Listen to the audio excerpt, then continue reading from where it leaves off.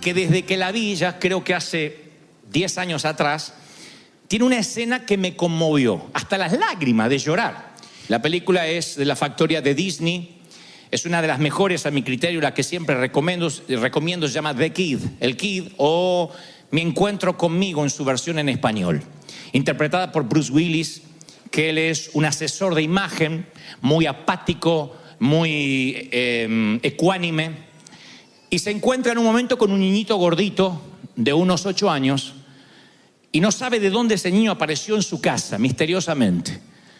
Tardará en descubrir que ese niño es él mismo cuando era chico, que de un viaje en el tiempo, desde el pasado, viene a encontrarse con su otro yo cuando ya es grande. Detesta que ese niño haya sido él. Él le dirá en varios momentos de la película: te olvidé simplemente porque eras un gordo perdedor. Te olvidé porque todo el mundo te hacía bullying y ahora soy este hombre que cuida la imagen. Pero es el mismo, de grande y de pequeño.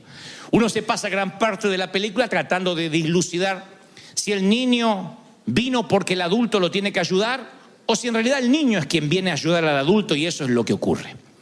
Viajan al pasado, el yo grande viaja con el yo pequeño al pasado, a la escena que les voy a mostrar ahora, donde la mamá, que está muy enferma de cáncer y se supone que no debe levantarse de la cama, tiene que ir a una reunión escolar a hablar con el principal porque el niño se portó mal. Y de regreso el padre, al enterarse de que ella salió de la cama, se enoja con el hijo y lo culpa de la enfermedad de la madre. Le dice: por tu culpa mamá se pondrá peor y se irá. Ya no llores. Y eso marcará al niño para siempre. Y ahí uno entiende por qué luego se transformó en ese adulto tan frío. El yo adulto contempla todo desde lejos, pero no por eso se pierde los detalles. Y van a notar que el niño a cada rato dice: tengo tu tornillo, papá. Tengo tu tornillo, papá. Tengo tu tornillo, papá. Esa es una frase que repite una y otra vez porque el día anterior ayudó a su papá a armar un motor, se le cayó un tornillo y lo guardó en el bolsillo, pensando que cuando las cosas se pusieran feas con papá, él se ganaría su aprobación devolviéndole el tornillo perdido. Pero el padre no quiere oír sobre el tornillo. El padre lo culpará. Y eso cambiará su vida para el resto de su existencia. Y hace muchos años pude dilucidar por qué la película me tocaba tanto y por qué conmovía fibras tan sensibles mías. Y es que mis padres, cuando yo tenía unos 6 años y no conocíamos a Cristo todavía, tuvieron una discusión que yo oí por accidente. Mamá estuvo enferma de cáncer desde mi nacimiento. A decir verdad, le descubrieron su enfermedad cuando estaba embarazada. Y se debatieron los médicos en abortar al niño, o sea, a este servidor, o correr el riesgo de que ella bien pudiera morir durante el lapso de que estuviese embarazada o bien cuando estuviera pariendo.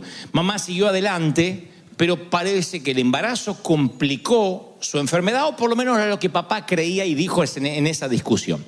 Convengamos, papá estaba absolutamente ebrio, borracho, el cáncer había llegado para complicarlo todo, y yo recuerdo que papá en la discusión le dice: si no hubiésemos tenido a Dante, a lo mejor ahora estaría sana.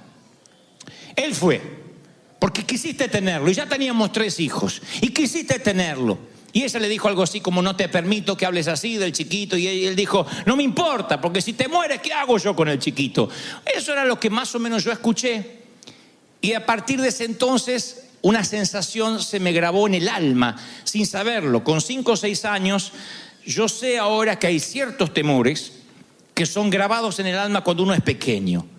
Llegué a la conclusión que las viejas heridas tienen una gran memoria, una memoria profunda. Y si bien los recuerdos, los malos y buenos recuerdos a veces se mantienen frescos y vívidos, también el cerebro tiene un recurso especialmente cableado por Dios, un recurso cognitivo que hace que olvidemos ciertas partes para evitarnos el dolor, pero otras quedan grabadas a fuego y no quedan grabadas de la manera que deberían hacerlo. Entonces, cuando yo veía esta película, recordé qué fue lo que a mí me pasó interiormente. Yo sentí que a partir de ese momento me había dado cuenta que papá no me quería, que yo era un estorbo, incluso para mamá, que aunque no lo quería reconocer, el haberme traído al mundo había acentuado la enfermedad. Claro que el cáncer yo no lo había provocado, por cierto, pero yo sí lo interpreté de esa manera. Vieron que el niño, el pequeño actor dice: tengo tu tornillo, papá, tengo tu tornillo, papá. El padre no quiere oír del tornillo, pero él tiene el tornillo en el bolsillo pensando que eso hará que se gane la aprobación de su papá. A mí me pasó algo similar, de querer ganarme siempre la aprobación de papá a partir de ese momento.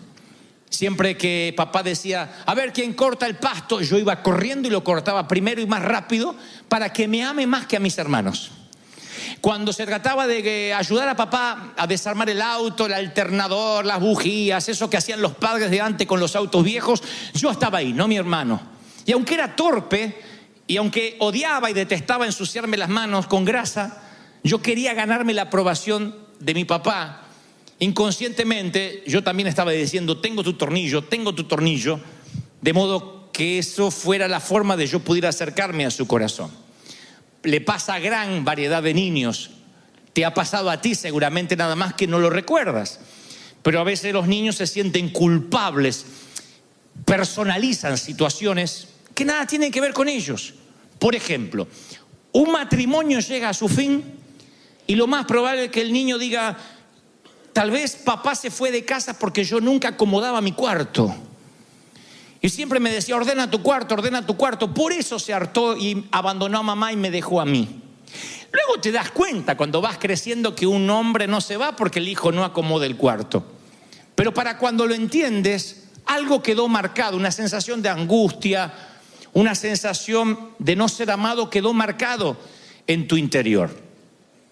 Así como alguien piensa que el papá se fue porque él no acomodaba el cuarto, hay otros que creen que la mamá se fue de la casa porque o se buscó otro novio porque tú no ayudabas con los quehaceres de la casa.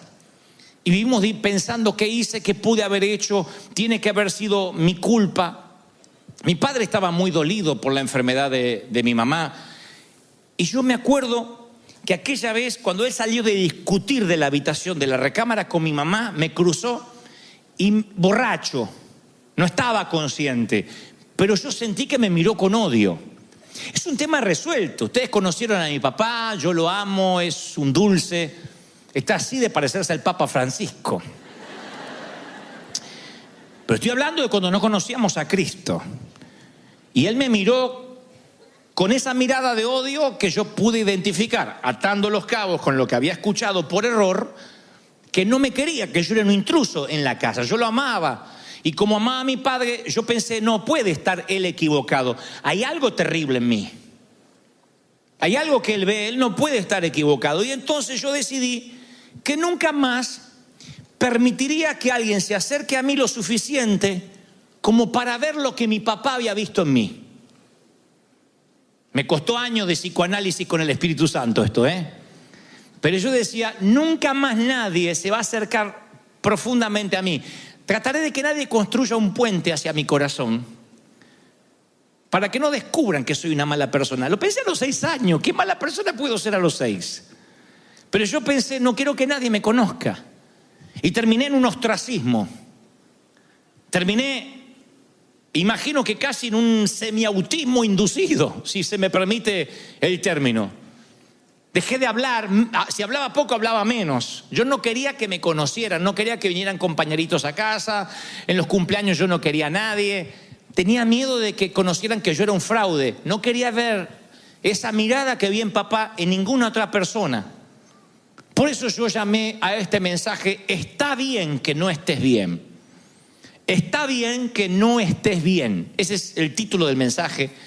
Porque para aquel entonces yo pensé que estaba mal sentirte mal, que había que demostrar que uno estaba bien. Por eso quiero que nunca se olviden este título: está bien que no estés bien.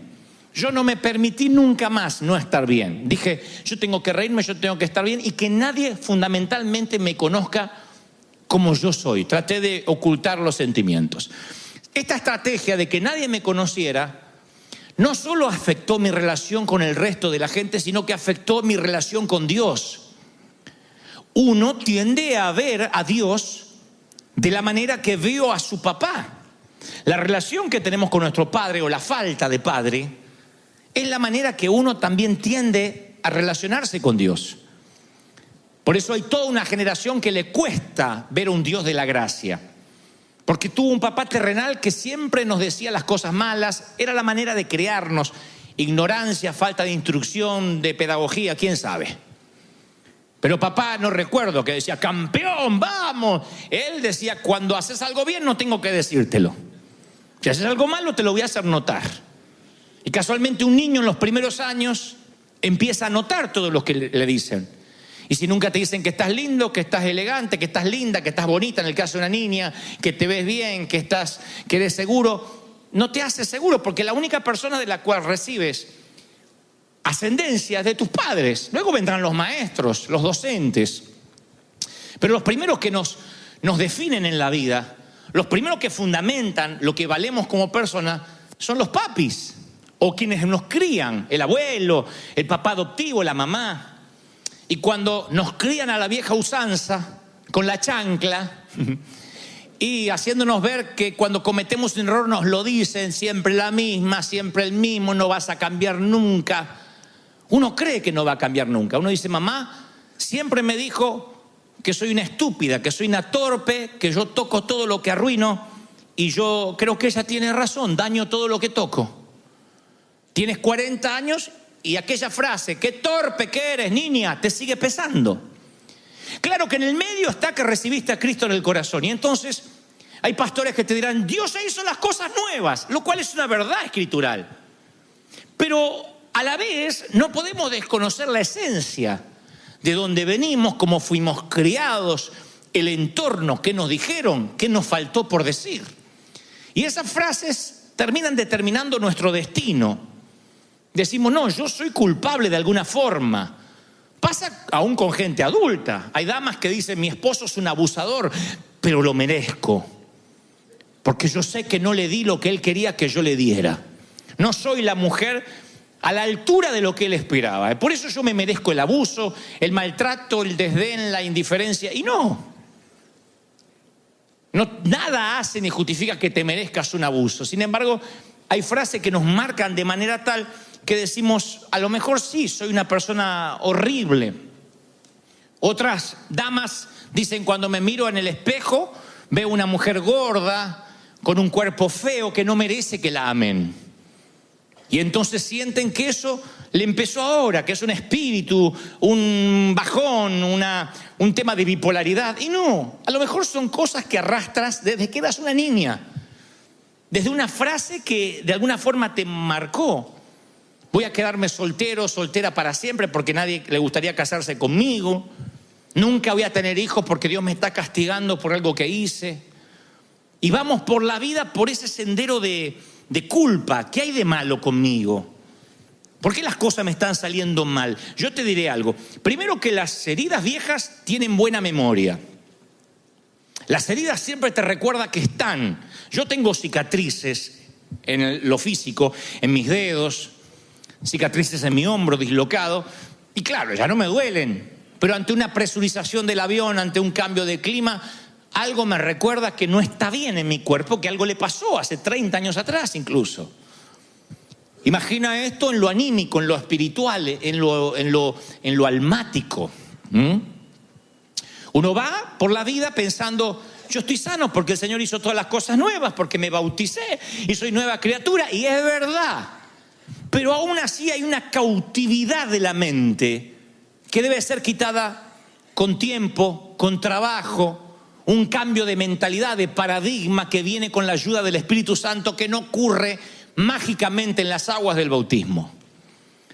Yo fui esclavo durante mucho tiempo de unos grilletes que me ataron a un poste, y esos grilletes decían, tú eres el culpable del cáncer de mamá.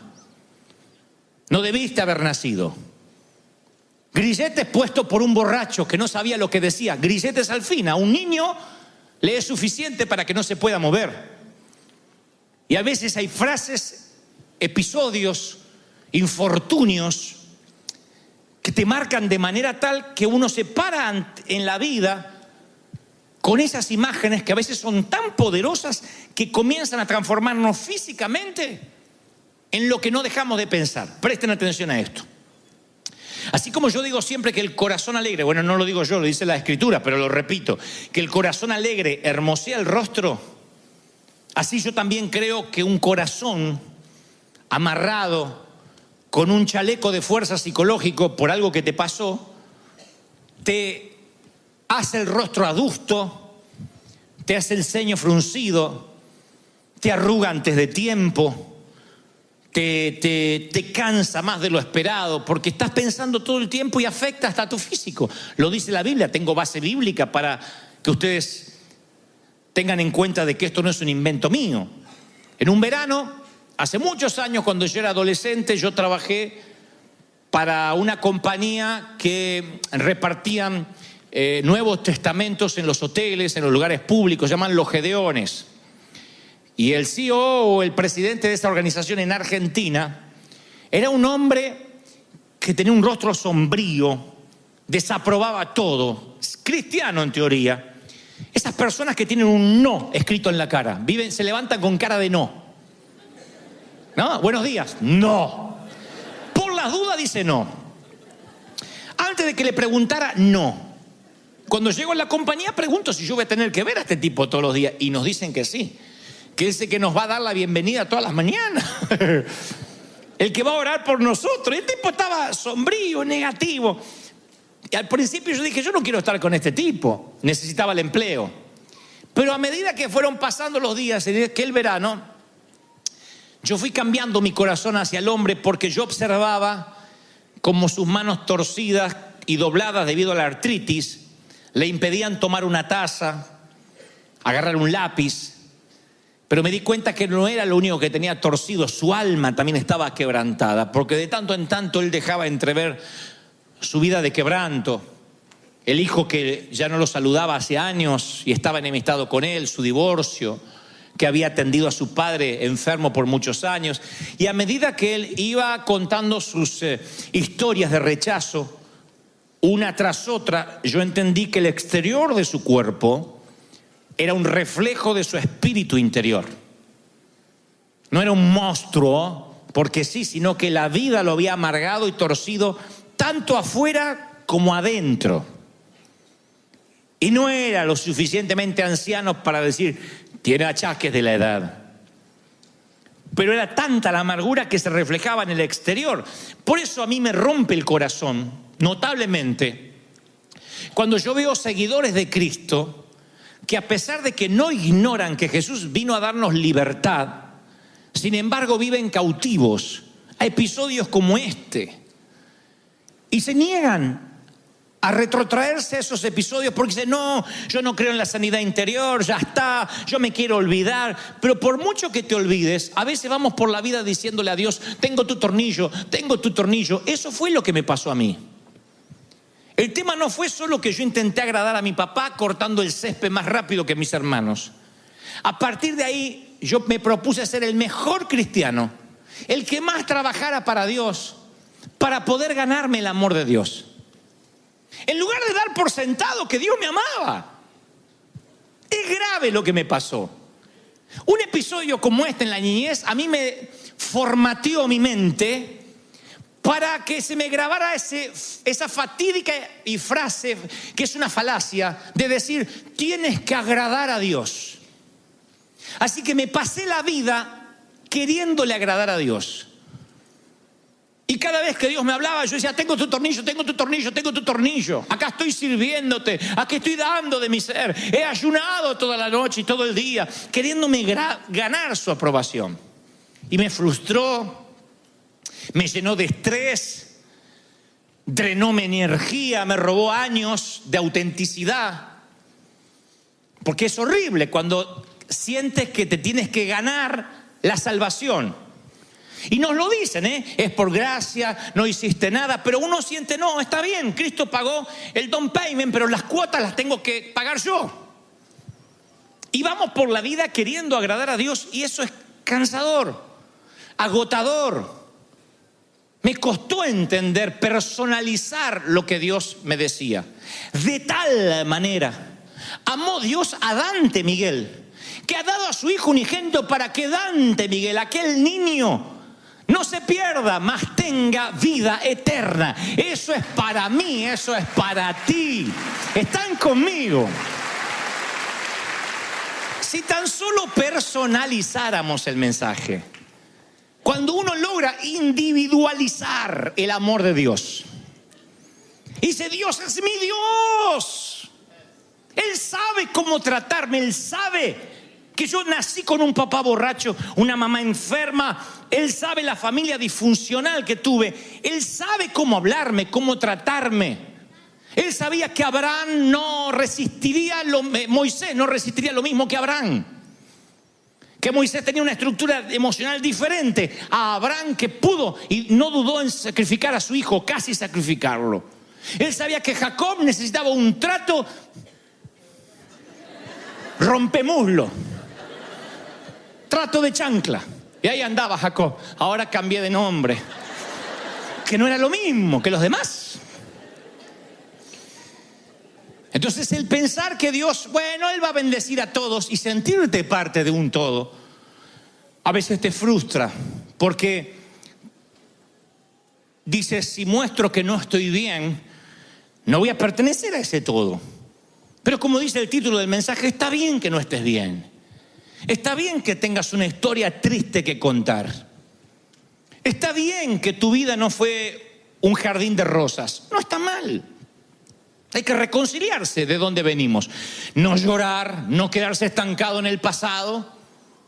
Pero está bien decir: yo estoy pasando un momento triste. Eso es parte de la vida. El tema es qué hacemos cuando sentimos que le fallamos a Dios, que no estamos a la altura de las circunstancias, nos sentimos culpables. A mí la relación con Dios se me hizo muy distante a partir de ese incidente en mi niñez. Génesis 3:8 dice: con el viento de la tarde, el hombre y su esposa, Adán y Eva, oyeron que Dios venía por el jardín y corrieron a esconderse entre los árboles. Nunca habían dicho la palabra esconderse. Esconderse no estaba en el vocabulario edénico. Pero en ese momento, cuando pecaron, se percataron de su desnudez y sintieron una nueva emoción. Nunca la habían sentido antes: vergüenza. Ellos andaban desnudos, como los animales, y no tenían vergüenza. Pero de pronto se despertó una emoción nueva que Dios no les había dado. No había un sistema mental para esa emoción, que fue el sentirse desnudo y sentir vergüenza. Entonces voy a aclarar esto y ahora conectamos con esto que le hablaba de la niñez. La diferencia entre vergüenza y culpa, aunque parecen similares, son nada más que primas hermanas, pero no son hermanas. La vergüenza y la culpa. Nos sentimos culpables por lo que hacemos, pero sentimos vergüenza por lo que somos. Eso es una diferencia abismal, y lo diré otra vez. Nos sentimos culpables por lo que hacemos, y medianamente eso tiene solución. Por ejemplo, metes la pata, haces una cosa que no debiste hacer. Bueno, pides perdón, tratas de enmendar, restituir. Te sientes culpable por lo que hiciste. Pero cuando sientes vergüenza por lo que eres, ¿cómo lo arreglas? Yo me sentí a los 6 años, al principio, culpable por la enfermedad de mamá. Gran parte de mi adolescencia sentí vergüenza por lo que yo era. Y eso no lo podía arreglar en las aguas del bautismo. Yo no me paraba seguro ante la gente, ni hubiese soñado ni en 1.000.000 de años inspirar a otros. Nunca. Porque yo me sentía avergonzado de lo que yo era. Y eso es lo que el Señor trata de erradicar de nosotros. Porque a partir de estos incidentes vamos por la vida sintiéndonos que no damos la talla, que ni Dios nos debe amar, que nos soporta porque Cristo se le pone en el medio y dice: no lo mates, Dios. Nos dijeron eso. Que con todo gusto Dios te liquidaría, pero Cristo se le interpone y le muestra las marcas y dice: no, morí por él. Está bien, ya te voy a agarrar. Esa es la imagen que tenemos mental. Nos olvidamos que de tal manera que Dios te amó, No porque Cristo vino a la cruz, te amó antes de Cristo. No es que si no ve, él te amó después de Cristo y te ve a través de Cristo, porque si no, no te puede ver. No, de tal manera Dios te amó antes de que viniera su Hijo. Por eso lo mandó al Hijo, te amó antes. ¿Estoy siendo claro o no estoy siendo claro? ¿Sí? Miren esta reflexión que se rieron, no sé por qué en el primer servicio, espero que ustedes sean más serios. La vergüenza se parece mucho al colesterol. Bien. Son más serios que el servicio anterior. ¿Por qué pienso que la vergüenza y el colesterol se parecen en algún punto? Porque la vergüenza llega a nuestras vidas de dos formas: la buena y la mala. Hay una vergüenza buena, la que te hace que te vistas. No queremos ver lo que hay debajo. Que te pongas una faja que apriete al hombre fuerte o a la vieja mujer. Que te lave los dientes por amor al prójimo. Me da vergüenza no lavarme los dientes. Que te pongas desodorante, por favor. Eso no es unción, es sudor. Esa es la vergüenza buena. En términos espirituales, la vergüenza de: ay, metí la pata con Dios. Qué mal me siento, quiero arreglar las cosas con Él. La vergüenza que viene con la convicción del pecado del Espíritu Santo. Y después está el colesterol malo, la vergüenza mala que tapa las arterias espirituales y provocan un infarto en el corazón. La vergüenza que no te deja acercarte a Dios, la que obstruye las arterias. Esa sensación de vergüenza, ese instinto edénico que viene desde el huerto. ¿Qué creen ustedes que hubiese pasado si después de pecar Adán y Eva corren a los pies del maestro? Hubiesen corrido a los pies de Dios. Pecamos, desnudos como estaban. Le confiesan, abren su corazón y piden piedad, conociendo al Dios de gracia que conocemos hoy. Porque algunos creen que en el viejo pacto Dios era un Dios malhumorado y que se ablandó entre Malaquías y Mateo. Es el mismo Dios. Si hubiesen corrido a los pies de Dios, ¿qué hubiese pasado en el huerto? Bueno, la hipótesis es que tal vez Dios los perdone. Otros dicen, no, tenía que pasar lo que pasó. Lo que sea. Conociendo a Dios. ¿Por qué conozco a Dios? Porque yo siempre le repito a mis hijos, a nuestros hijos le repetimos esto: cuanto más grande sea el lío que hayas hecho, más rápido corre hacia nosotros. Más rápido. Metiste la pata, rápido. A papá y a mamá, rápido. Cuanto más grande sea el lío. No hay algo así como: hasta tal lío, ven a casa. Después, si me vas a traer problemas con la policía, no me llames. Cuanto más grande es la metida de pata, más rápido corre. Y lo mismo va para la iglesia. Cuanto más lío hayan hecho, más rápido vengan a congregarse. No escapen, no huyan, no se escondan. No importa lo que hayas hecho, esto es un hospital del alma. Entonces tú dices, metí la pata feo, no puedo ir a la iglesia. ¿Cómo no? Más rápido tienes que correr. Cuando alguien comete un error y escapa, y en vez de correr a la cruz, corre diametralmente hacia el lado opuesto, perpetúa su nombre para mal, cambia su identidad. Adán y Eva nos dejaron el triste y horrible legado del quebranto. El quebranto de la relación con Dios. Y esa fue la intención de la serpiente: romper la relación de Dios con sus hijos. Eso es lo que ocurrió. ¿Cómo te sientes cuando caes, cuando le fallas a Dios? ¿Cómo respondes normalmente? Hagan de verdad una introspección. No somos de escondernos. Queremos primero enmendar, arreglar las cosas, arreglarlas por nuestra cuenta y después le daremos una explicación a Dios. Señor, yo puedo explicar esto, pero solo déjame unos días.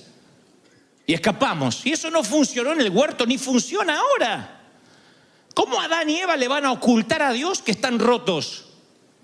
¿Qué hace Adán y Eva? Lo que hacemos todos: nos metemos en un sótano húmedo, en un sitio donde no nos puedan encontrar por mucho tiempo, en un altillo. En un lugar o alto o bajo, pero donde estemos seguros. Yo lo hice. Una frase desafortunada, poco feliz de mi papá, hizo que yo me ocultara mi personalidad. Yo dije, no quiero que nadie me conozca. Yo voy a tratar de ocultar cómo soy porque te voy a defraudar.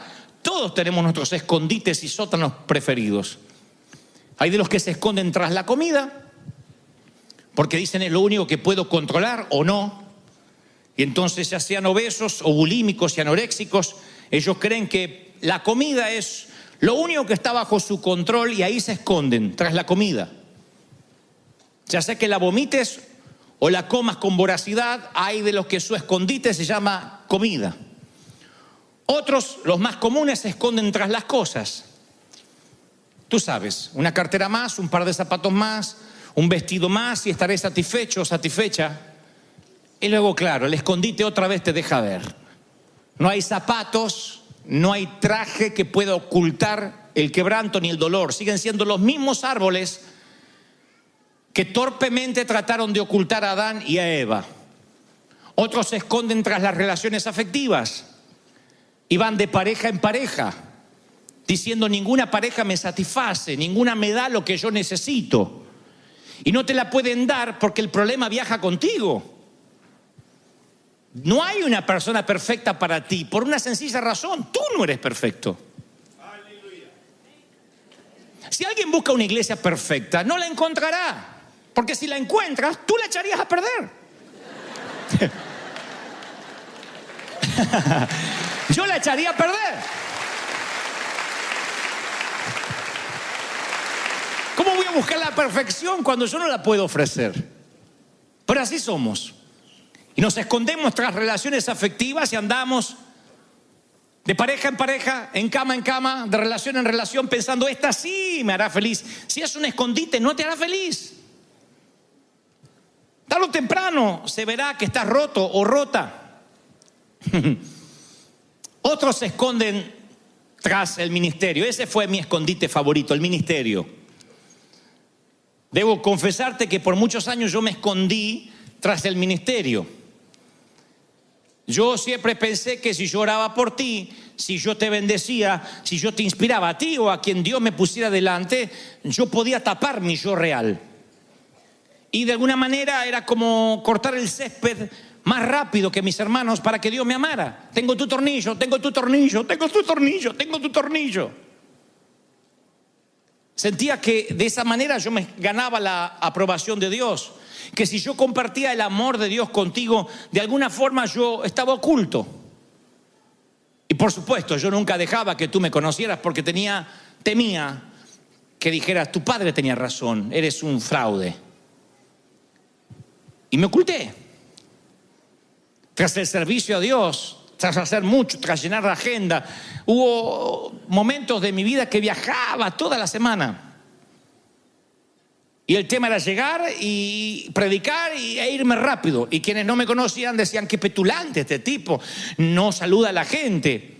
Pero era el temor a que me conocieran. Era el temor de no estar a la altura de lo que se esperaba que fuera un hombre de Dios. Y ahí empieza la simulación. Ahí empieza el mostrar lo que no somos. Ese fue mi escondite, el ministerio por muchos años. O tal vez sea otro tu escondite, pero es tan tenebroso, tan lúgubre, que ni siquiera lo puedes identificar. Y tú dices, ¿cómo saliste de ahí? Vamos. ¿Cómo se supone que sales de un escondite así? ¿Cómo rehaces tu vida? ¿Cómo te abres paso en el mundo adulto sano? Te diré cómo. Con la misma pregunta del huerto. Lo mismo que Dios le preguntó a Adán. De allí estuvo la respuesta por la cual yo pude salir. Poco después que Adán pecó, dice Génesis 3:9, Dios lo llamó y le preguntó, ¿dónde estás tú? La Biblia no menciona la inflexión de voz que pudo haber tenido Dios al llamar a Adán. Porque uno puede interpretar que Dios está diciendo, ¿dónde rayos te metiste? ¿Dónde demonios estás? Yo no creo que Dios esté hablando con esa inflexión de voz. Pienso que la voz sonó triste. Pienso que ¿dónde estás? Estaba impregnado de gracia, esperando que corran hacia Él. Dios sabía que iban a meter la pata, así que supongo que en algún punto Él todavía soñaba, ansiaba, si se me permite el término, que corrieran hacia Él. ¿Recuerdas si alguna vez perdiste un hijo en el mall, en alguna parte durante unos minutos? ¿Cuál es tu reacción? Te diré cuál fue la de mi mamá cuando me perdí una sola vez. Me dijo, ¿dónde te metiste, desgraciado? Me pegaba y me abrazaba, me pegaba y me abrazaba, me pegaba y me abrazaba, me pegaba. No te me vayas mal, te quiero, me haces sufrir. ¡Ay! Me pegaba. Yo digo, ¿podríamos evitar la pegada? ¡Ay, desgraciado! Si te llegas a morir o te pasa algo, yo me pegaba. Imagínate si no me llega a querer.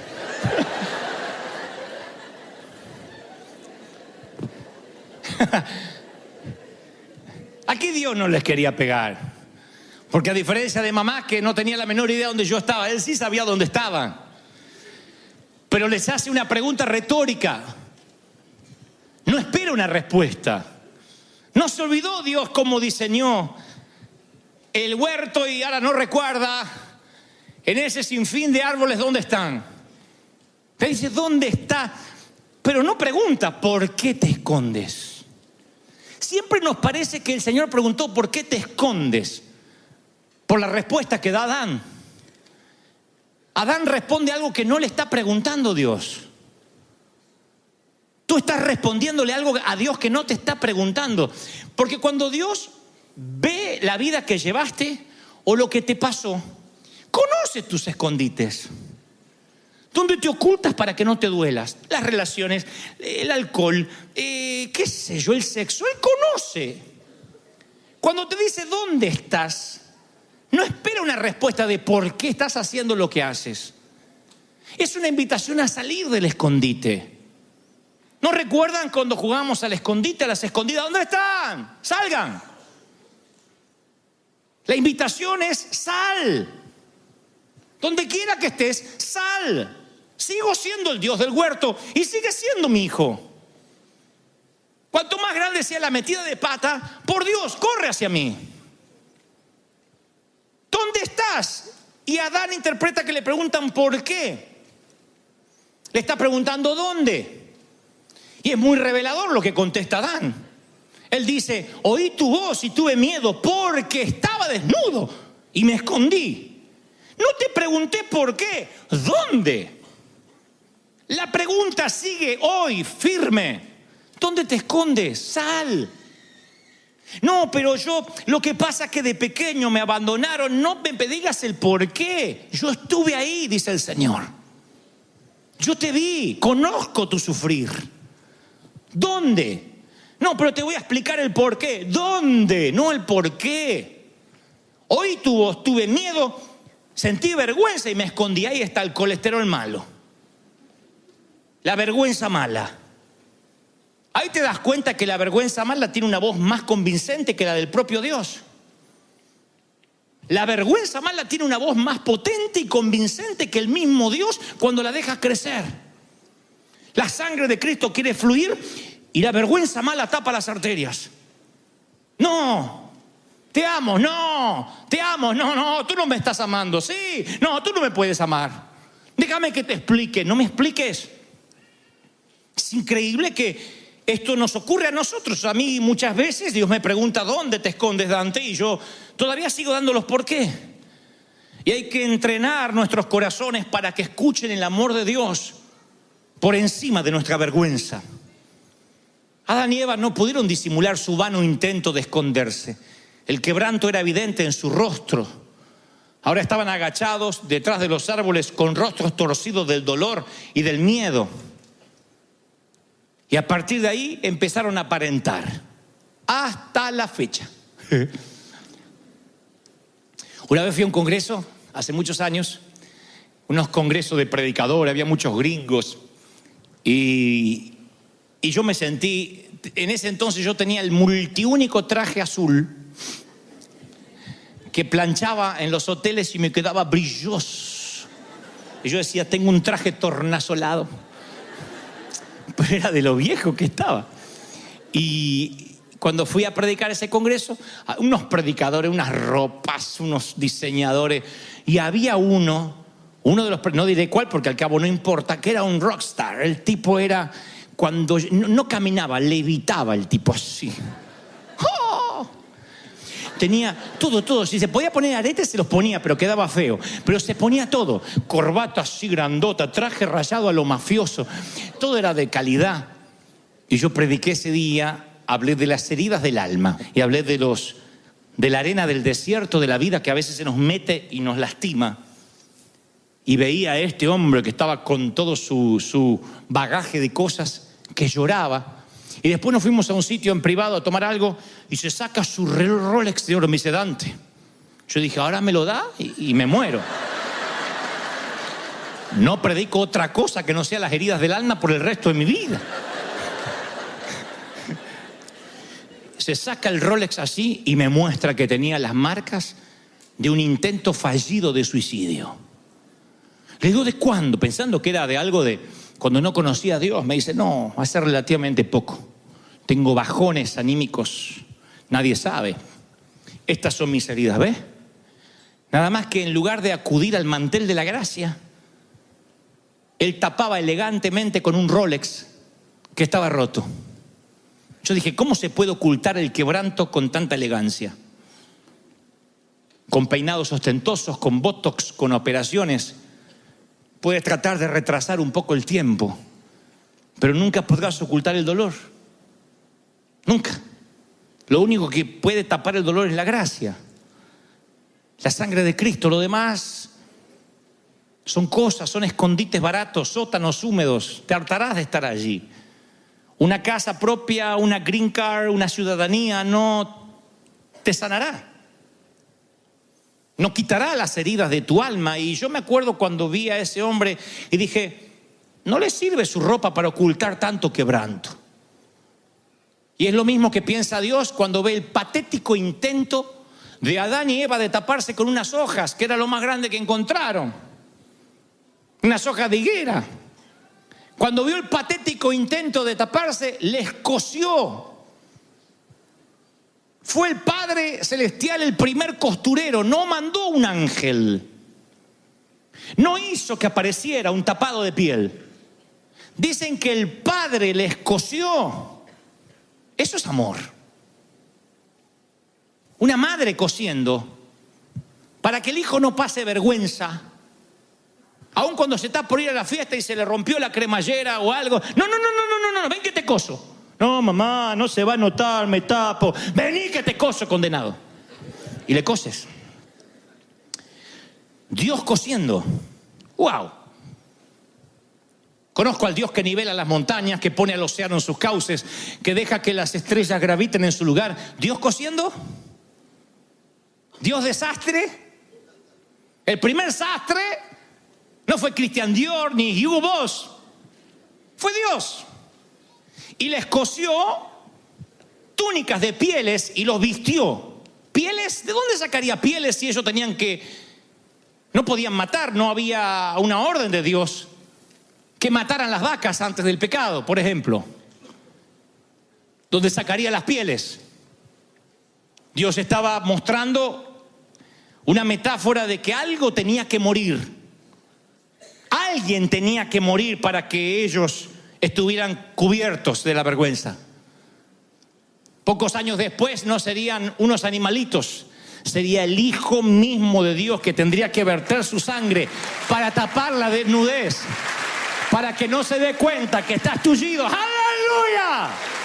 Eso es gracia. Di conmigo, eso es gracia. ¡Aleluya! Así que si hoy te atreves a ponerte el atuendo que te hace Dios, es la mejor ropa.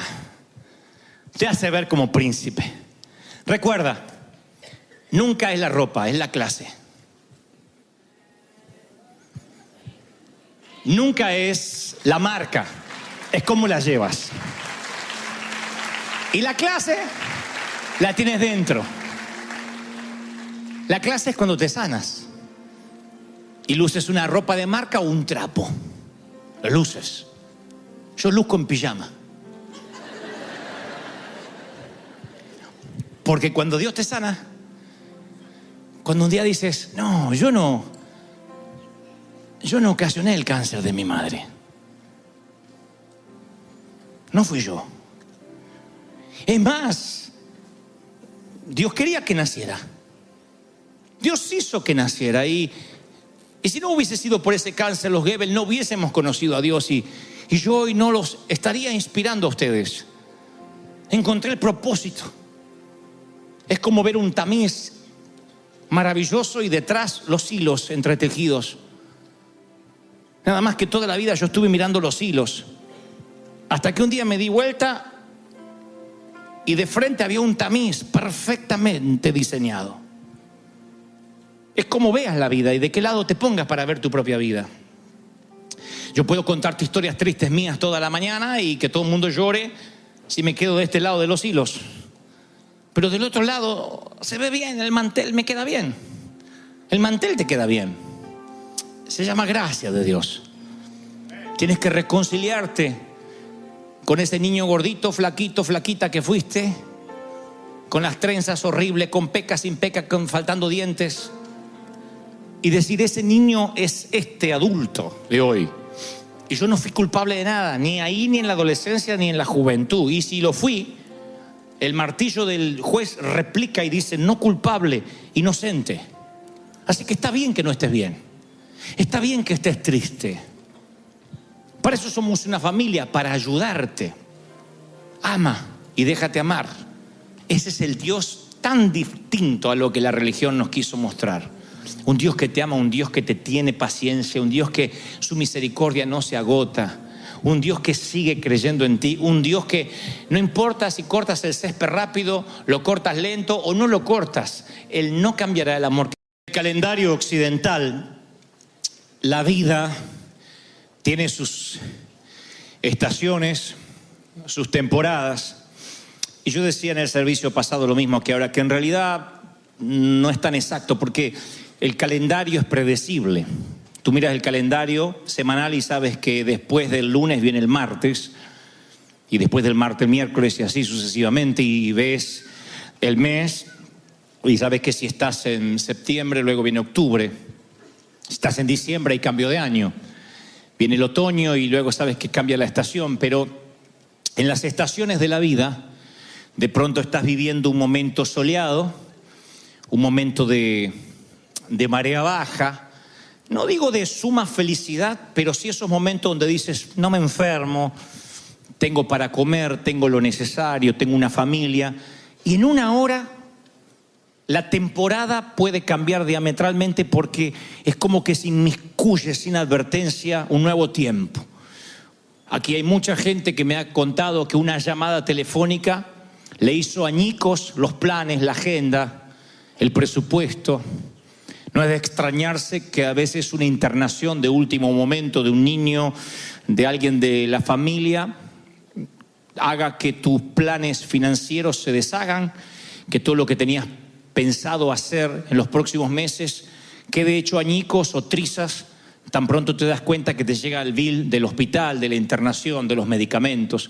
Por poner un ejemplo, hay otras cosas más graves, como puede ser un golpe, un shock, el enterarte de algo que de pronto hace un sismo en tu corazón y todo lo que creías que estabas construyendo se desmorona como un castillo de naipes. Y esto no es patrimonio del que no tiene a Dios, porque esa es la falacia, pensar que las tribulaciones vienen para los que no tienen a Dios, o en su defecto los que lo tienen pero están haciendo las cosas mal. Yo me crié en iglesias así, donde se miraba con espíritu de sospecha y desconfianza aquel que de pronto le tocaban momentos económicos frágiles, o aquello cuya salud de pronto empezaba a desmoronarse. Inmediatamente la reprimenda era: te estás enfermando porque debe haber un pecado oculto, algo que no confesaste. Si estás en crisis financiera es porque no diezmas, y si no diezmas es porque a lo mejor tampoco tienes para hacerlo porque estás desobedeciendo a Dios, o el empleo que tienes no es el que el Señor le agrada, o no tienes empleo porque algo hiciste mal. Siempre hemos visto la crisis como la mano negra de Satanás, y nos cuesta entender que a veces las crisis, los desiertos, los momentos duros que nos toca atravesar, las temporadas por los hospitales, incluso aquellas que son más serias, que nos llevan a caminar por la grama de un panteón, de un cementerio, son permitidas por el Señor, nos guste o no nos guste. Y sé que esto puede sonar anti-victoria o anti-mensaje positivista, pero el pastorear una congregación día tras día, semana tras semana, en esta última década, me ha enseñado que las tribulaciones, los momentos tristes, son parte de la vida. Ignorarlo es una torpeza. Decir que no vas a tener derrotas en la vida, momentos tristes, es una canallada de parte de los que nos toca la providencia de que ustedes nos presten los oídos. Es una canallada decir, no, si estás en derrota es porque Satanás tiene algo contra ti necesariamente. Sí, tiene algo contra ti, Satanás te odia, pero no necesariamente lo que te está ocurriendo proviene de la mano de Satanás. Yo creo que hay crisis, hay cosas que Dios permite por una razón, por un proceso. Temporadas que de pronto no sabes por qué, cambia tu vida tal como la conocías. De pronto los problemas empezaron a rodearme como un enjambre de abejas cuando menos lo estaba esperando. ¿Qué lectura hacemos? Yo digo que uno toda la vida toma decisiones. La vida son decisiones. No se puede vivir de modo que la vida nos pase por arriba y esperemos que el destino, la suerte, la timba, la tómbola decida por nosotros. Hay que decidir. La vida se vive de manera intencional. Uno toma decisiones todos los días, desde qué pasta dental va a utilizar, si se va a peinar o no se va a peinar, si por amor al prójimo se pondrá desodorante o no. Uno decide cómo se va a vestir y si a la noche comerá bistec, pollo, pizza. Son decisiones que no trascienden y ni definen la vida de nadie. Y después están las otras decisiones. Las otras que tomamos en días soleados, en días de zozobra, en días de marea baja. ¿A qué me voy a dedicar? ¿Qué carrera voy a seguir? ¿Cuál va a ser mi llamado, mi ministerio? Con la mente fresca, sin problemas a la vista, sin un frente de tormenta. Son decisiones que por lo general solemos no equivocarnos. Y después están las otras, las decisiones que uno tiene que tomar bajo tormenta. Cuando estás echando el agua, los vientos huracanados y uno tiene que decidir. Esas decisiones son las más complejas porque uno no tiene la mente totalmente clarificada. Y ahí es cuando nos podemos equivocar. Cuando decidimos bajo tormenta, cuando decidimos bajo presión, cuando decidimos tristes, o lo que es peor, tomamos decisiones demasiado cansados. Y no hablo del cansancio físico que se puede reponer tras 8 horas de cama o 6 horas. Hablo del cansancio del alma, cuando estás agotado, cuando todo hace que a tu alrededor parece que se viene contra ti en un frente de tormenta y estás intolerante y te cansa cualquier cosa. Ahí tomas una decisión y posiblemente estés equivocado. Hay gente que se ha casado bajo tormenta. Hay gente que se ha divorciado en medio de una tormenta. Hay gente que ha abortado bajo una tormenta. Y luego se arrepienten toda la vida porque no era el mejor momento para decidir o para tomar ese tipo de decisión. Si vas a la cárcel, te vas a encontrar con mucha gente que bajo presión tomó la decisión incorrecta. O sea, todo mundo vamos a tener complicaciones. La vida, como digo siempre, no es un paseo por el parque. La vida es compleja. Amar duele, emprender causa adrenalina, soñar cuesta, trabajar duro tiene su precio y también su paga, pero su precio, cada cosa que nosotros hagamos tiene su costo. Pero sin embargo, cuando la gente en esa presión emocional, bajo tormenta, toma decisiones, a veces se lamenta toda la vida. Y digo, si vas a la cárcel, te vas a encontrar con gente que dice por 1 minuto, por 2 minutos, si lo hubiese pensado mejor. Y como esas decisiones hay otras que no te cuestan la cárcel, pero te cuestan una quiebra financiera, un matrimonio infeliz, un sitio donde no querías vivir y te arrepientes porque todo se basa en la decisión. Los Angeles Times publicaba hace unos meses atrás la noticia de alguien que había sido asesinado, un vecino que había sido asesinado con un cuchillo de carnicero, y por las huellas, por el ADN, dieron con la persona que había cometido el ilícito, Cuando llegaron a verlo y a detenerlo, él dijo: no fui yo, fue mi hermano. Quiso acusar al hermano, un hermano gemelo.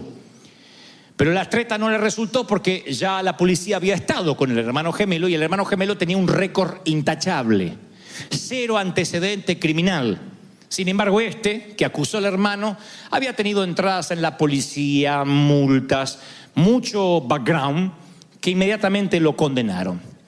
Y los sociólogos estudiaron el caso y llegaron a la conclusión, o arribaron a la conclusión de que ¿cómo puede ser que 2 gemelos, criados en la misma casa, que responden a los mismos padres, que comen el mismo cereal por la mañana, que juegan con el mismo perro, que tienen supuestamente el mismo entorno, uno tiene un récord intachable ante la ley y otro es un delincuente y pasará el resto de su vida en la cárcel en prisión perpetua? Gemelos. Y llegan a la conclusión, insisto, que todo tiene que ver con la decisión.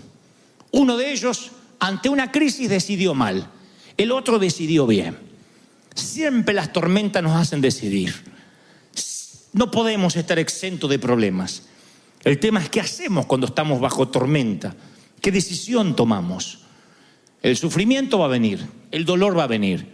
Si alguna vez la vida, Dios te lleva a otra ciudad y te congregas con otro pastor y te dice que si estás en derrota o pasas por crisis es porque te apartaste de Dios y eso es obra de Satanás, no le creas. Es un embustero. Porque la vida tiene cosas lindas, maravillosas, pero también el Señor prometió que tendríamos aflicción. Y como el Señor nos habló hace unos días atrás, está bien que a veces no estés bien. Está bien que estés pasando crisis. No eres raro. Dios no te abandonó. No es que te falta unción, ni decir las palabras proféticas, ni que no estás empoderado. No. Lo que sucede es que es la vida.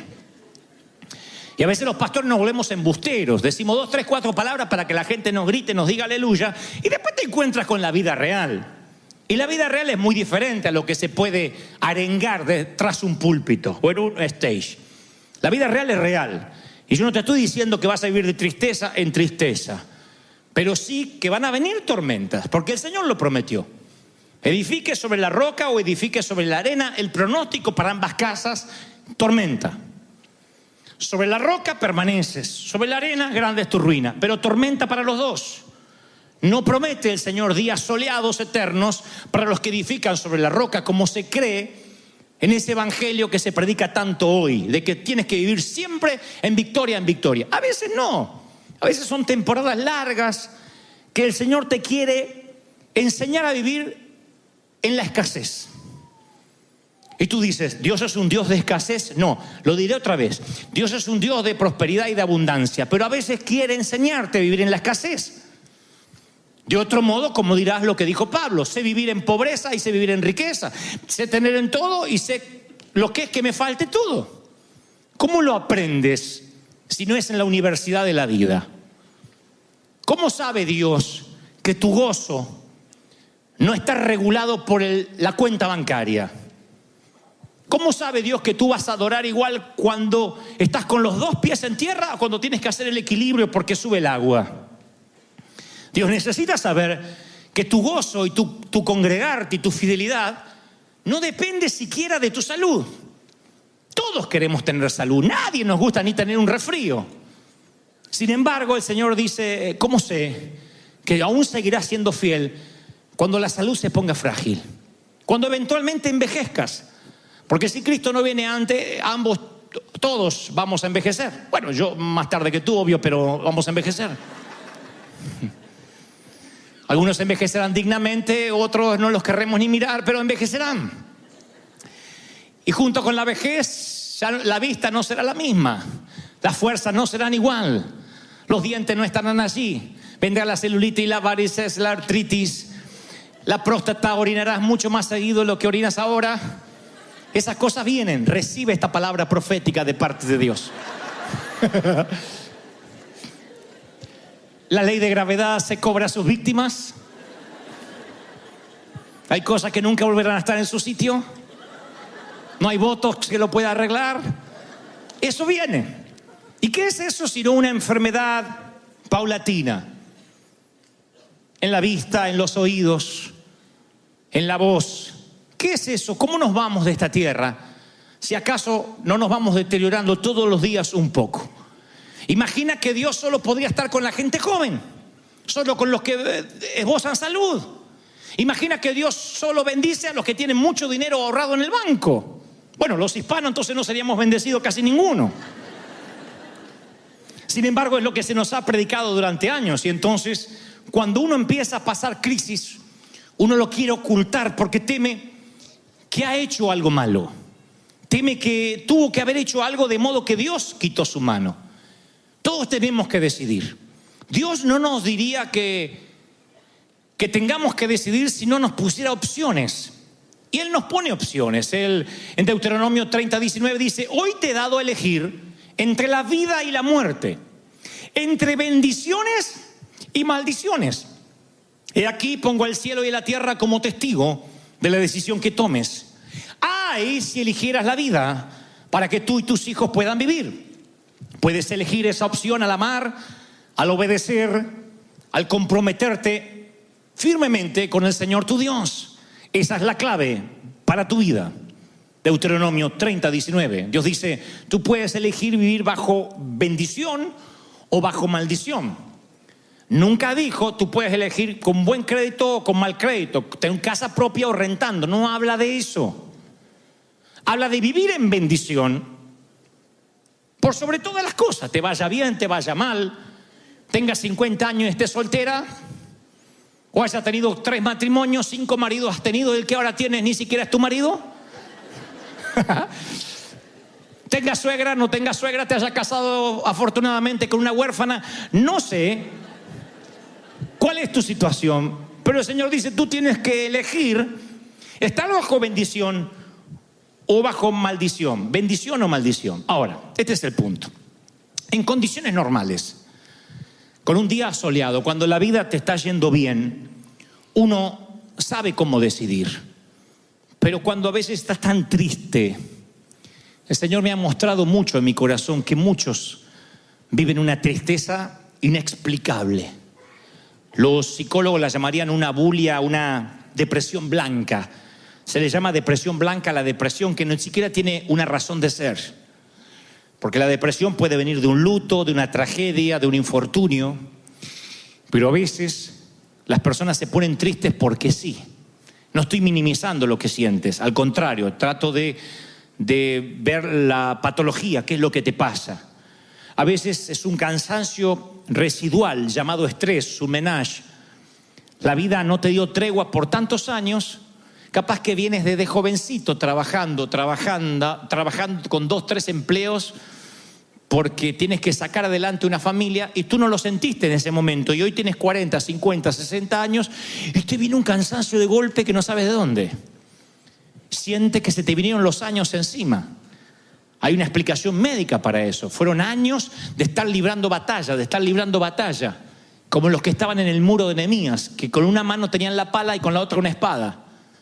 Cuando tienes que trabajar y además pelear contra las injusticias, contra la discriminación, contra la falta del manejo del idioma, con la indocumentación, causa un cansancio tan grande que un día te estás tan estresado que pueden pasar 2 cosas. O te enfermas, porque el cuerpo somatiza. La somatización es que el cansancio del alma hace que bajen las defensas del cuerpo y te agarre cualquier enfermedad que anda por ahí. Te resfrías, te bajan las defensas pulmonares, las células están abiertas a cualquier enfermedad, a cualquier peste, o en su defecto te agarra una tristeza sin sentido. Y a veces hay gente que me dice: pastor, ora por mí porque estoy triste. Le digo: ¿por qué? No sé.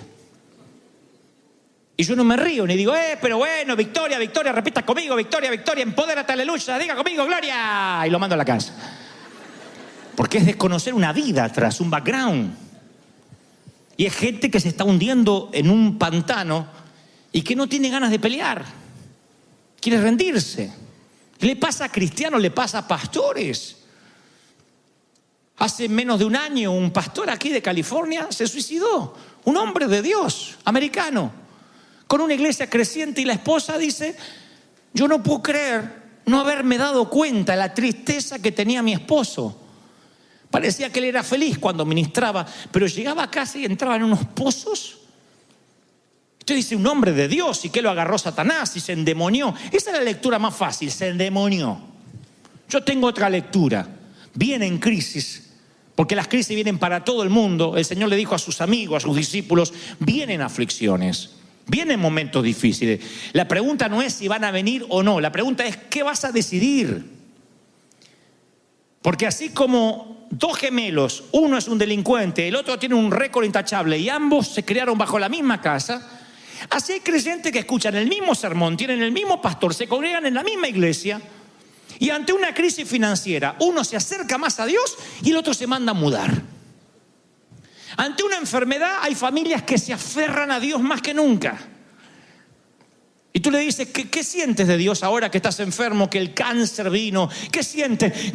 Que Dios es soberano, que Dios sabe por qué. No me gusta, no me lo esperaba. Es una temporada que se justapuso a lo que estaba viviendo, pero Dios tiene un plan.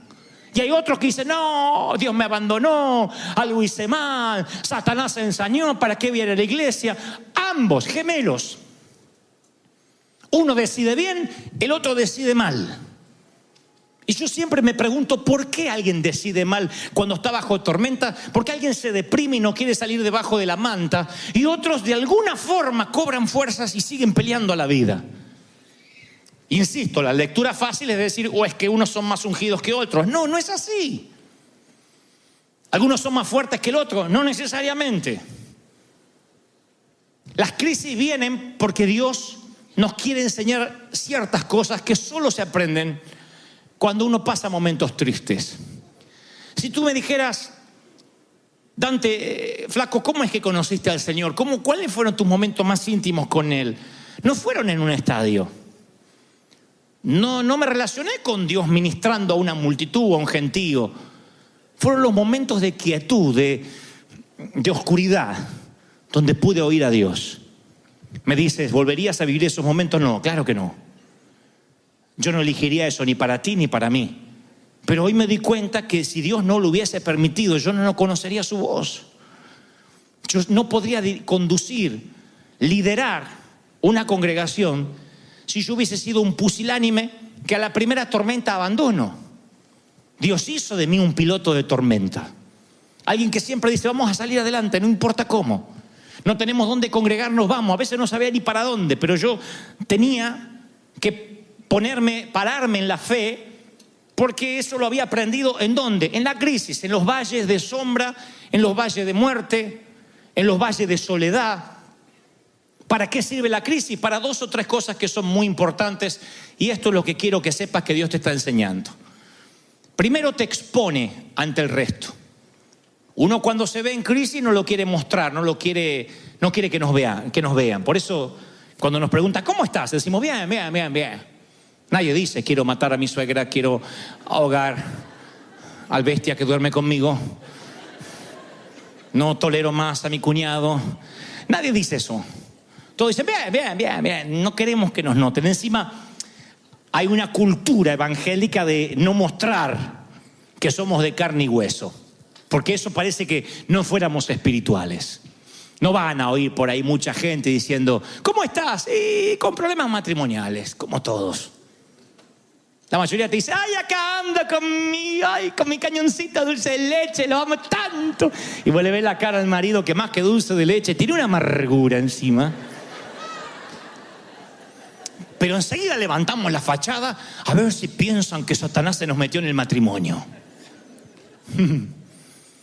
Otros, ¿cómo está financieramente? Bien. Algunas cositas, pero ya vamos a seguir adelante. Y está bien no estar bien. Lo vengo diciendo de parte de Dios hace días. De otro modo no vas a recibir ayuda. Pero ¿qué hace la crisis? Te expone. Job, para los que no conocen la historia les cuento muy rápido. Un día hay una plática, una charla cósmica. Dice la palabra que el enemigo, Satanás, le dice a Dios, mira, este Job te adora, te sirve porque hay un cerco alrededor. Porque no lo puedo tocar. Pero si tú me permites, a mí me gustaría tocarlo un poquito. Me gustaría que su salud se ponga frágil, que le pase algo a su familia. Y yo te voy a demostrar que este tipo te adora, te sirve porque la vida es un canto para él. Tan pronto las cosas se pongan feas, él te maldecirá. Y Dios dice, no, está bien, te permito que lo toques, pero no lo mates, no le hagas daño a él, pero puedes tocar todo su entorno. Una plática que yo no quisiera que nunca Dios tenga con el diablo respecto a mí. Está bien. Y apenas Job empieza a tener crisis, los amigos vienen, los parientes, y a ver si te identifica. Y le dicen, entre otras cosas, este sufrimiento, Job, tiene que ser tu culpa. Tienes que haber cometido un pecado imperdonable. Atrajiste el mal a ti. ¿Cuánto nos identificamos con esto? Que en el momento más bajo viene un desubicado, para no decir un menso, y te dice algo así. ¿Habrá pecado en tu vida? Y te pone a veces en una situación tan tensa, donde encima que la estás pasando mal es culpa tuya. Encima que la enfermedad era una temporada que no esperamos, encima es culpa tuya. Yo recuerdo hasta creyentes que abrían la nevera o iban al baño y decían, un hijo de Dios no puede tener tantos medicamentos en la casa, ¿eh? Algo raro está pasando acá. Y sí, soy diabético, ¿qué va a pasar? No es que yo lo sea, pero es lo que a veces uno respondería cuando te ven que tienes un remedio o algo para la diabetes. Entonces hay gente que te juzga por lo que te está pasando. Por eso es que nosotros cuando tenemos una crisis lo tratamos de ocultar. Yo he pasado momentos muy difíciles, tratos de Dios, cuando me despidieron del empleo, cuando estaba solo, cuando estábamos solos, que no sabíamos a veces ni qué comer. Y ahí entendí que con algunos hermanitos yo no necesitaba a Satanás.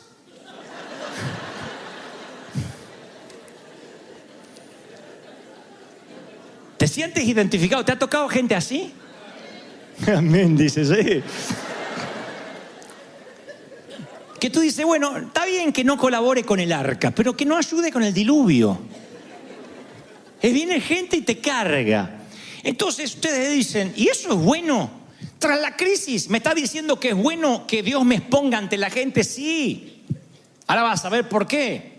Al principio la exposición no nos gusta. Es feo que nos digan, hiciste algo malo, esto es producto de una mala decisión. Pero de pronto empiezas a entender que independientemente de quién tenga la espada, Dios es soberano.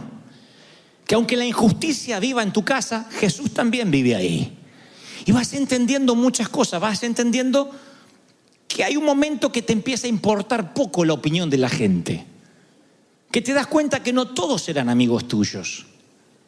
Que la gente es fácil llorar con el que llora, pero reír con el que ríe es una cualidad que no todos tienen.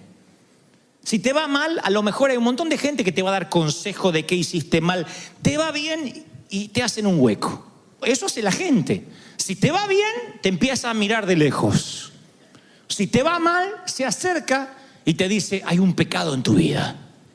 Algo estás haciendo mal. ¿Qué te quiere enseñar Dios con esto? Que hay un momento en que te tiene que importar un bledo lo que diga la gente.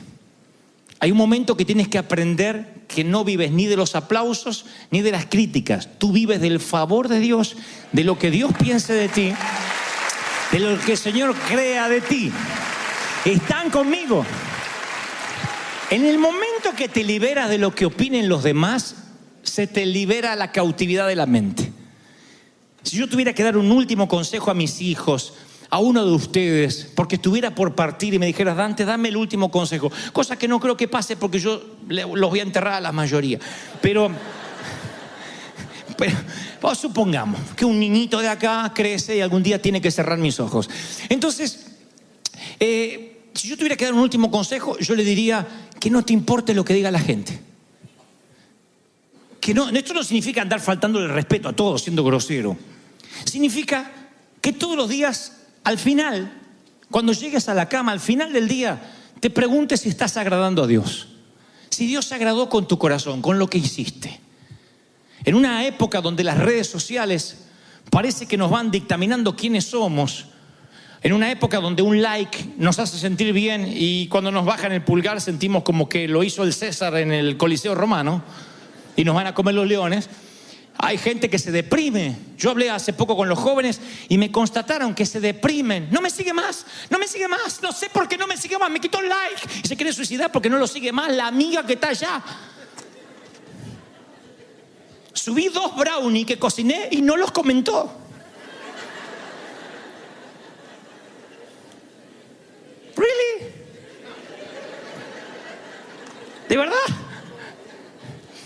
¿De verdad? Entonces uno vive una vida ficticia. Muestra en las redes no lo que somos, lo que queremos mostrar. Y nos muestran lo que ellos quieren mostrar. Y nos ponemos like el uno al otro. ¡Ay, qué lindo! ¡Ay, pasando unas vacaciones, qué lindo! Me consta de parejas que se sacan fotos súper, ultra, hiper, macro, extra felices. Y para sacarse esa foto se pelearon. De verdad. Vení acá, sacate la foto, vení, no, hágala.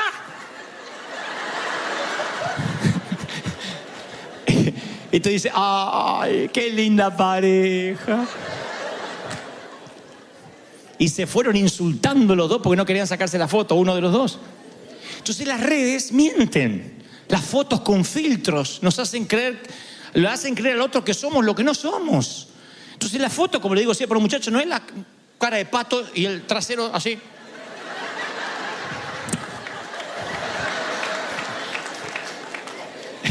No es la vida real.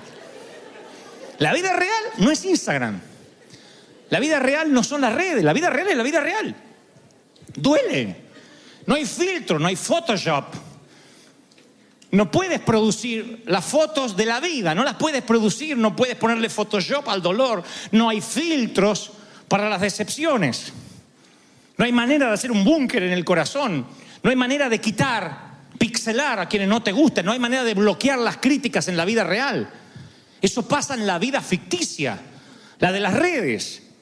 Pero la vida real duele. Por eso Dios tiene que a veces exponerte ante la gente para que te cures de eso. Uno cree que para curarse de algo tiene que irse exactamente a la otra punta de lo que quiere evitar, y no funciona así. Para que se te cure el miedo a volar, ¿sabe cómo se te cura el miedo a volar? Volando. El miedo a volar no se te cura evitando los aviones. Si tú dices, tengo miedo a hablar en público, yo sé cómo se te va ese miedo.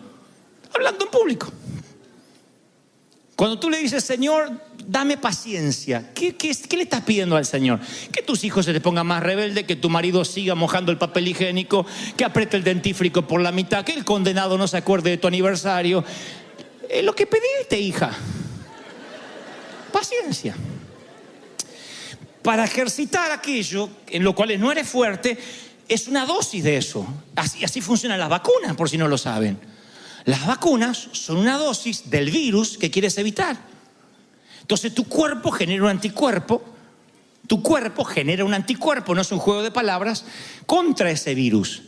Te dan una pequeña dosis. Ahora nosotros nos vacunaron contra la fiebre amarilla para poder ir a África. ¿Saben lo que tenía esa vacuna? Una pequeña dosis de fiebre amarilla. Nos la dieron, dijeron, miren que pueden producir vómitos, mareos. Es una pequeña dosis la que el cuerpo puede resistir, pero que hace la bienvenida al cuerpo. El cuerpo genera lo necesario para evitar la enfermedad y entonces sales preparado para que la peste no te contamine. Eso es en la vida. Si quiere el Señor enseñarte a que solo te importe su opinión, te expondrá ante la opinión de la gente como a Job, para que aprendas a que tu gozo no puede estar regulado por los likes, por los seguidores, por lo que dicen de ti. Primero porque no te conocen, porque como yo, tú eres un embustero en las redes. Nadie se saca fotos recién levantado. Recién levantada.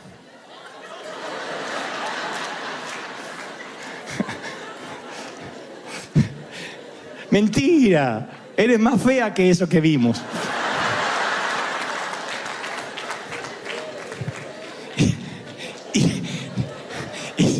Y si uno va por la vida creyéndose lo que vende, uno empieza terminando comprando lo que vende y es una ridiculez. Tú nunca puedes comprar lo que vendes. Está bien que tengas tu imagen publicitaria para las redes, pero no te lo creas, esa no es la vida. Porque cuando la vida venga de verdad y te pega una trompada en el alma, porque viene y te choquea un llamado telefónico, un despido en el empleo, un problema matrimonial, siente que se te desmorona la vida que quisiste construir en las redes. Y la vida es real. Uno recibe el domingo palabra de Dios acá, ¿no? Y después yo quisiera como pastor que esta palabra se te grabara toda la semana, pero no va a pasar. Porque tú tienes un recipiente como yo, con muchos agujeros. Esos agujeros se llaman mandar a los chicos al colegio, pagar las deudas, pagar la renta, tener familiares que te hacen la vida imposible, tener un jefe insoportable. Son un montón de agujeros. Te entra el aceite, parece que te llenaste el domingo, pero el lunes empieza a escurrirse el aceite. El martes te empiezas a olvidar, el miércoles ya no te acuerdas lo que dijo el pastor. El jueves solo te acuerdas cuando mostré el trasero y dices, me acuerdo que mostró. El viernes es así. La vida tiene agujeros y ese aceite se empieza a escurrir y un día te sientes vacío y vas a tomar una decisión y por estar vacío tomas la decisión incorrecta. Entre esos agujeros está la opinión de la gente. No podemos vivir pensando en qué dirán los demás de nosotros. Así que, ¿qué me enseña la crisis? A mí me enseñó, me liberó de la opinión de la gente. Me liberó. A mí la crítica de la gente me liberó de la opinión. Me río de verdad de la crítica, pero me liberó de verdad. No estoy pendiente de qué dicen de mí, me causa gracia. Segundo, me puso en perspectiva de lo que es el cristianismo. Yo les contaba recién que cuando uno va a un sitio como el África, uno se da cuenta de la versión filtrada y diluida que hemos tenido del Evangelio por muchos años. Yo te confieso, tuve casi 2.000 pastores africanos, yo en un momento no sabía qué predicarles. ¿Qué les voy a predicar? Que si están pasando crisis es porque Satanás se levantó contra ellos y a veces no tienen para comer esos pastores. ¿Qué le voy a hablar? ¿De qué? Si no tienen agua potable. ¿De qué victoria le voy a hablar como la entendemos nosotros los que vivimos en América? Y si un mensaje no sirve para predicar en todas partes del mundo, entonces no es un buen mensaje. Si el mismo mensaje no se puede predicar en todas partes, no es un verdadero mensaje. Entonces me di cuenta que de 10 mensajes que puedo tener, 9 no los puedo predicar. Porque les tengo que enseñar a ser agradecidos y ellos agradecen estar vivos. Aunque sabe que no desayunaron esa mañana y por ahí no van a almorzar ese día porque no pueden. ¿Qué le voy a hablar? ¿Del Dios de la prosperidad? ¿Que están haciendo las cosas mal? ¿Que se arrepientan? La mayoría de esos hombres están enfermos, esas mujeres están enfermas, se los puede ver. Están enfermos con peste, no hay vacunas, no hay sistemas higiénicos, no hay hospitales. Así que, ¿qué voy a hablar? ¿De que el Señor sanó todas las heridas? Sí, puedo hablar de sanidad, pero muchos se van a sanar y otros no. Entonces me empiezo a preguntar, ¿qué es el mensaje de Cristo? Y ahí me doy cuenta, en el África, que tengo que ir al mensaje de los discípulos. Y ese lo entienden los africanos. Les digo que van a pasar aflicciones, que eso es parte de la vida, pero que agradezco el gozo que tienen para cantar. Ustedes saben cómo cantan los morenos, ¿no? Una fuerza que nace de cuando cantaban en los botes de la esclavitud. Una fuerza de adentro. Parece que tiene hasta la música incorporada. No hay que decirle canten fuerte, porque eso es todo fuerte. La música fuerte, las palmas son fuertes y adoran y cantan. Y uno los ve y dice, wow, estos son gente que tiene la vida resuelta. No, es que su gozo no está regulado por el dinero. Su gozo no está regulado ni por si comieron o no comieron. Ellos están contentos de que a pesar de la pobreza tienen a Cristo, tienen a Dios, tienen vida eterna. ¡Aleluya!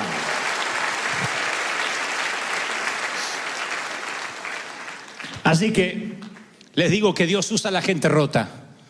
Les digo a los africanos que Dios los utiliza a ellos para enseñarnos a nosotros, a los que nos quejamos, a los que nos deprimimos por boberías, que Dios de algún modo los ubicó ahí, casi en lo último de la cadena alimenticia social, para aquellos que siempre están mirando para arriba, a los que les falta de tanto en tanto los mire a ellos y se dé cuenta lo desagradecidos que son, porque somos desagradecidos hasta que la crisis nos pone en perspectiva. Uno cree que es bendecido si tiene una casa propia, si tiene su ministerio reconocido, si te va bien en el empleo. Y un día llega la enfermedad, llega la temporada esa que se inmiscuye sin que lo esperas. Y entonces, ¿qué te pasa? Ordena tus prioridades. Las cosas que antes te importaban quedan muy por debajo de la cima. Las cosas que te parecían que te iban a hacer feliz, de pronto se transforman en eso, cosas. ¿Y qué hace la crisis? Te transforma en alguien que no tienes nada que perder, nada que proteger. Y cuando no tienes nada que perder y nada que proteger, eres como esos soldados que se contrataban después de las guerras, que lo único que sabían hacer era manejar una lanza, una espada, un fusil. Era la única actividad que sabían hacer, pero ya no había guerra. Y entonces se los contrataban, se les decían mercenarios. Se les pagaba para que defendieran a veces a un rico, para que pelearan una batalla privada. Se les decía mercenario, aunque la palabra tiene mala prensa, porque uno podía usar sus habilidades sin temer de que los iban a traicionar, porque era gente que no tenía nada que perder. Por lo general eran soldados que habían perdido a sus seres queridos en la guerra, no tenían propiedades, lo único que sabían hacer era pelear. Se los contrataba para una batalla y sabían que como no tenían nada que perder y nada que proteger, entonces iban a ser efectivos en lo que tenían que hacer. Permítanme la metáfora, pero cuando la vida te golpea, cada vez te das cuenta que tienes menos para perder y menos para proteger. ¿Quieres ver a un hombre que Dios utiliza de una manera formidable, sin límite? Muéstrame a alguien que en algún momento de la vida lo perdió todo y no está atado a una casa. No se deprime porque Bank of America le manda una carta, porque ya la perdió la casa y vio como Dios lo bendijo de alguna manera. Muéstrame a alguien que salió de una enfermedad, que tuvo una larga temporada en el hospital, salió de allí, y yo te mostraré a alguien que jamás se va a enojar porque le hagan una mala cara, porque no le den un asiento, porque no me tocó la licuadora, porque él viene de un cáncer. Y como se peleó contra el cáncer, para lo que otros son grandes batallas, para él son boberías. Él no tiene nada que perder. Lo único que le interesa es agradar a Dios. Muéstrame a alguien que lo criticaron sin piedad gran parte de su juventud y le dijeron payaso, anticristo, apóstata, y yo te mostraré a un hombre seguro hacia dónde va, qué quiere y para qué, porque sabe que le quiere agradar a Dios. ¿Están conmigo, sí o no? Entonces yo veía en las Escrituras dos personas, como si fueran los mismos dos gemelos que publicó Los Angeles Times. Nada más que esto está en las Escrituras mucho antes que esta historia de los gemelos. Son dos reyes ungidos por el mismo profeta, mismo entorno, mismo cuerno de aceite, mismo Dios que manda ungir a ambos, Saúl y David. Voy al final de la vida, de la biografía de ambos, y Saúl se suicida en su propia espada, muere pseudamente endemoniado, consultando a las brujas, lejos de Dios, descartado para que sea rey, sin unción. Voy a la biografía de David y lo veo hasta el día de hoy como un hombre conforme al corazón de Dios, según el adjetivo divino del Padre. Le dicen a Jesús, hijo de David, no le dicen hijo de Saúl, hijo de David. O sea, nunca nadie lo moverá de la genealogía del maestro. ¿Qué hubo en el medio? Que uno terminó tan bajo, en un punto tan bajo, y otro terminó tan bien. La lectura fácil es que David era un santo y el otro era un condenado. No, porque David fue un adúltero, un asesino, unos pecados espantosos. ¿Qué fue entonces lo que determinó que dos personas que comen el mismo cereal, juegan con el mismo perro, tienen la misma unción, el mismo cuerno de aceite derramado sobre sus cabezas, uno termina bien y otro termina mal? Te lo diré. Uno no tiene nada que perder, solo agradar a Dios. Se llama David. El otro cree que tiene todo para perder, la reputación, y está muy pendiente de eso. De hecho, su propia hija dirá en algún momento, le dirá a David, mi padre nunca ha hecho esa ridiculez al verlo a David bailar.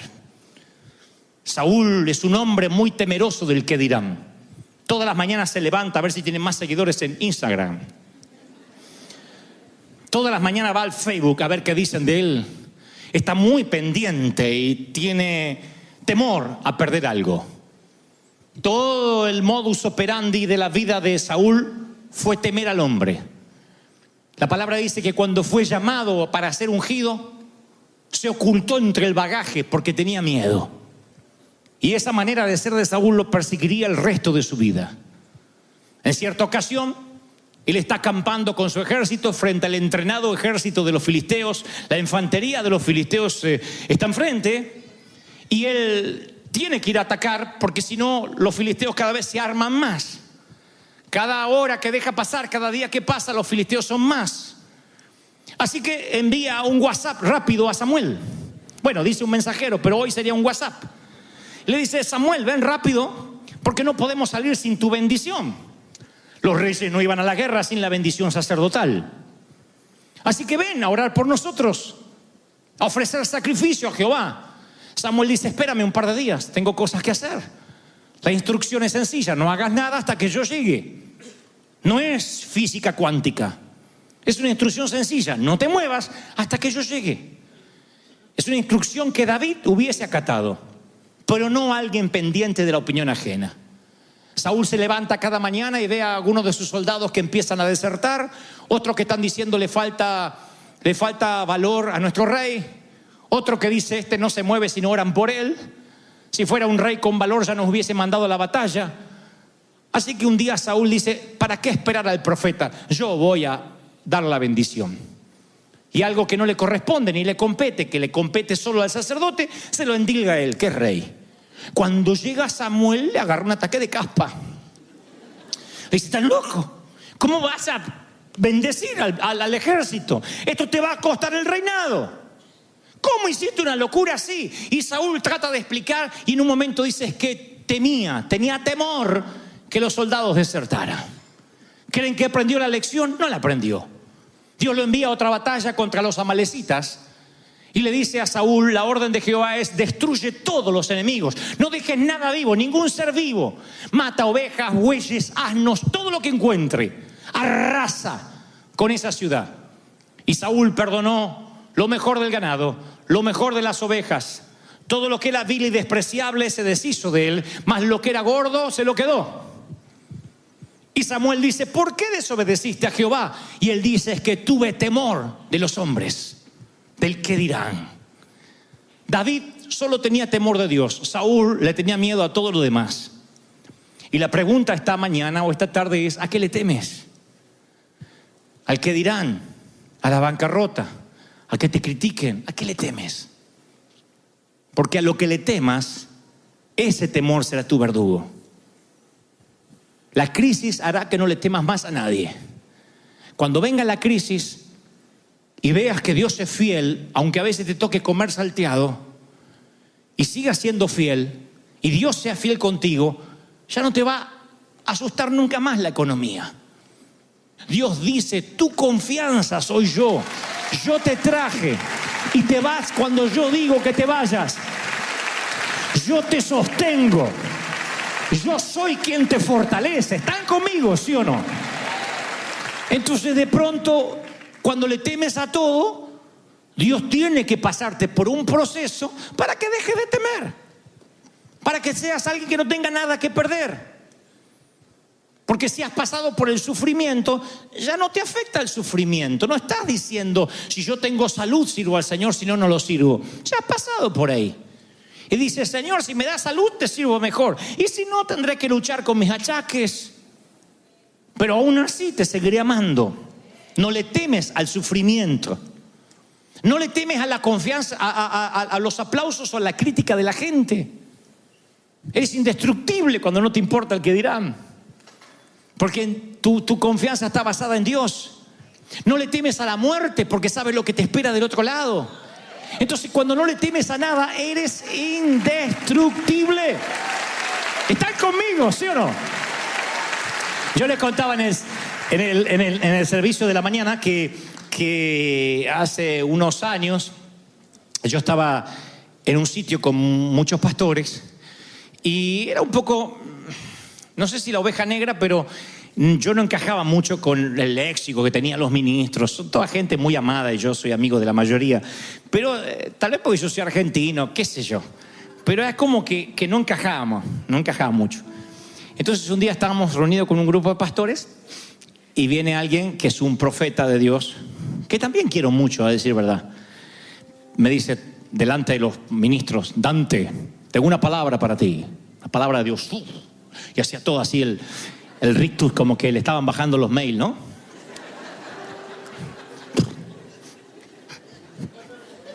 Me dice el Señor, cambia, hijo, cambia. Tú no luces como un hombre de Dios, cambia. El Señor me está mostrando que Él va a cambiar tu manera de vestir. Yo dije, estamos fregados, a ver qué me tengo que poner. Me dice que va a cambiar tu léxico. Te va a cambiar porque ahora eres como un artista, pero Él quiere que seas un siervo de Jehová. Como que Dios me decía, yo te amo, pero vamos a recauchutarte todo porque así no me servís. No me olvido más. Ahora, tenés que estar bien parado para que te diga una profecía de esa, porque no es un loquito. Eso que te dicen, Dios me dijo. No, este es... Claro, que te agarra uno así, que no le llega mucho agua al tanque, tú dices, bueno, pobrecito. Pero este